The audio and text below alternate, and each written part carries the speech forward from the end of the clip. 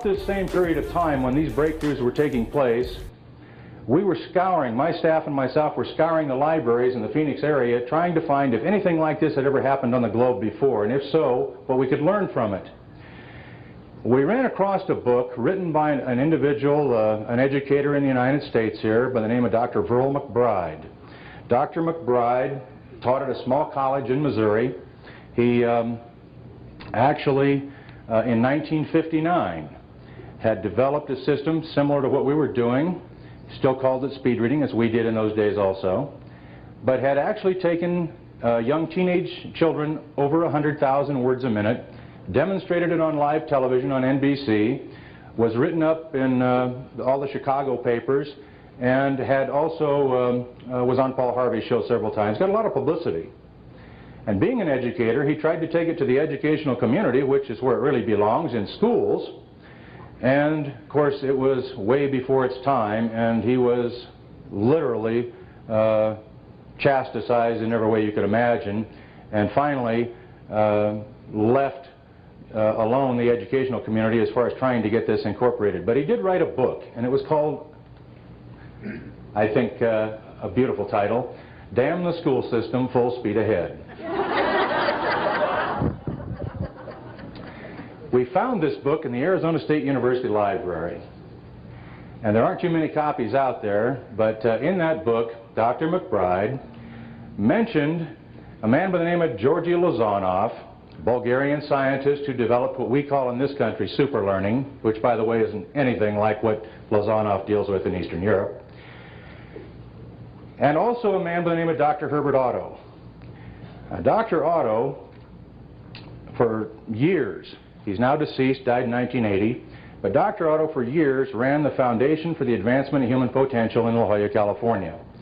And he had a very interesting job, to say the least. He literally traveled the globe, either verifying or discounting advancements in human potential in a variety of different things, and published results on them and so on down the line.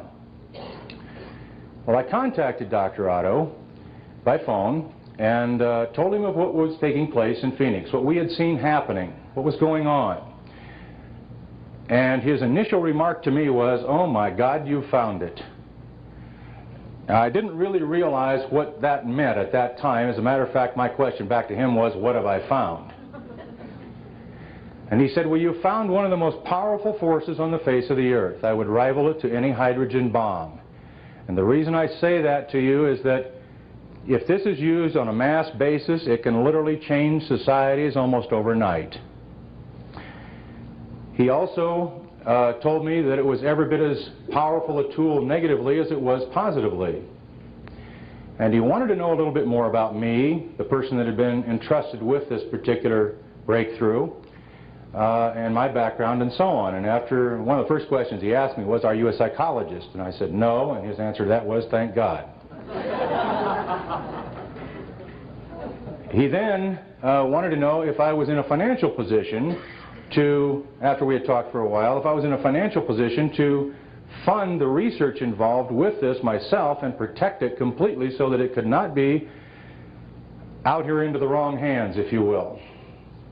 And I said I was, and he was very happy to hear that, and through the next 15 years we did an awful lot of testing and research and development with this process through not only Arizona State University but the Stanford Research Institute in Palo Alto, California, and a lot of private testing, all of it funded by myself, all of it set up so that anyone involved in any particular segment of it, and no one was involved in all of it except myself, that they signed forms that they could never divulge the information, and we have been able to protect it. It's protected the process itself under a trade secret so that no one can duplicate it in this country or Canada, and we're now going globally with it.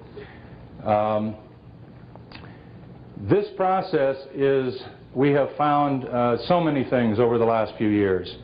To date, over 350 different applications for the use of the part of the brain we tapped into in 1975. It's part of that literally 90% of the brain that's unexplored territory. We have enormous abilities lying within it.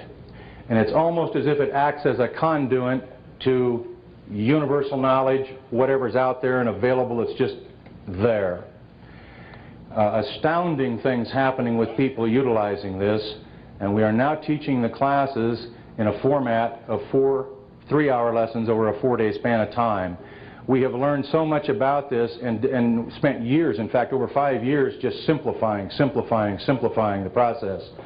And what used to take 10 weeks to do, now we get about 10 times more done in 4 3-hour sessions in 4 days. The result of this shows, beyond a shadow of a doubt, that anyone can do this. This is a God-given ability we all possess. We were born with it. We never lose it till the day we die.